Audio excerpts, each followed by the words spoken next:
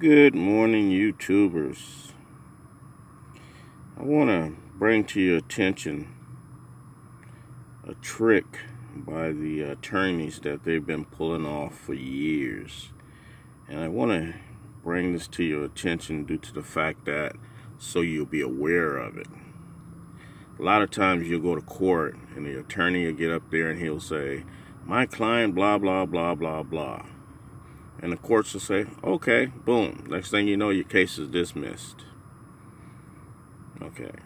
So you say, what happened? Well, judge heard my side, heard their side. They dismissed my case. That's the end of it. It's not the end of it. If you go look up Federal Rule 56C, and see right there? Need you guys to look up Federal Rule 56C, and this is usually what they bring to court, that 12B6 motion to try and get your case dismissed. But if you go look up 56C, and I'll show you that with that you have to have an affidavit. See right there how it talks about an affidavit? It says, defendant's motion to dismiss for failure to state a claim unsupported by affidavit or deposition.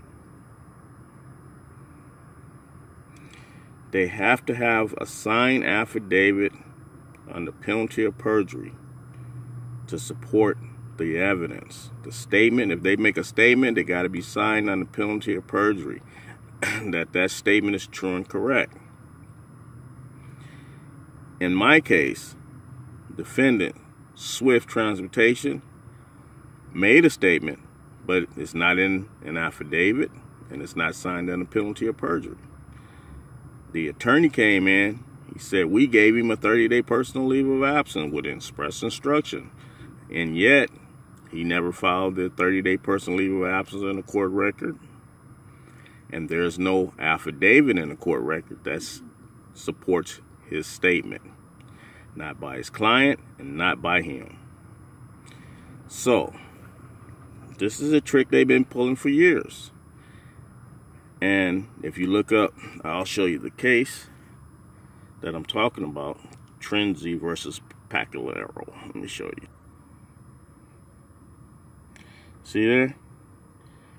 If you read that case,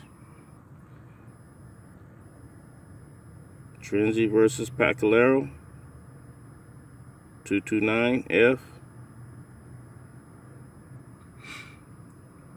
That case was decided in 1964. It's a hell of a good case. And you'll see what I mean when I'm telling you statements of counsel in their oral or brief cannot be relied on in order to dismiss your case. So if you never read a case law before, and if you're ever going to be pro per, this is the one you need to depend on. Because when they come to court and they don't have that affidavit, and the attorney get up there and start running his mouth, you immediately start objecting. Objection, Your Honor, what? He's an attorney. He's not a witness. He cannot be an attorney and a witness in the same case.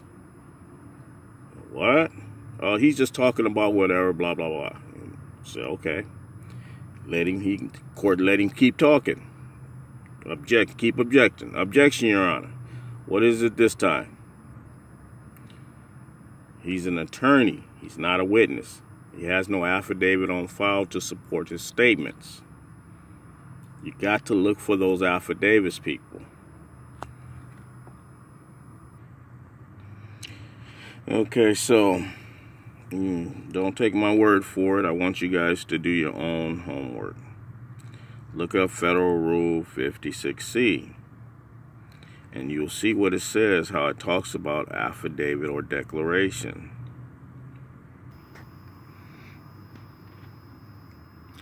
So you see right here where it talks about where it talks about the motion for summary judgment.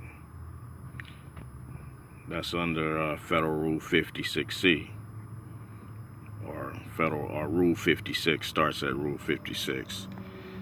You know, you check it out, read it for yourself.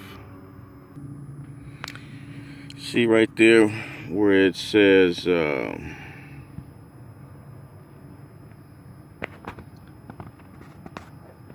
me pull it down a little bit. Apparently, there we go. Affidavit or declaration, I guess it's 8, that's H. It talks about an affidavit being in bad faith.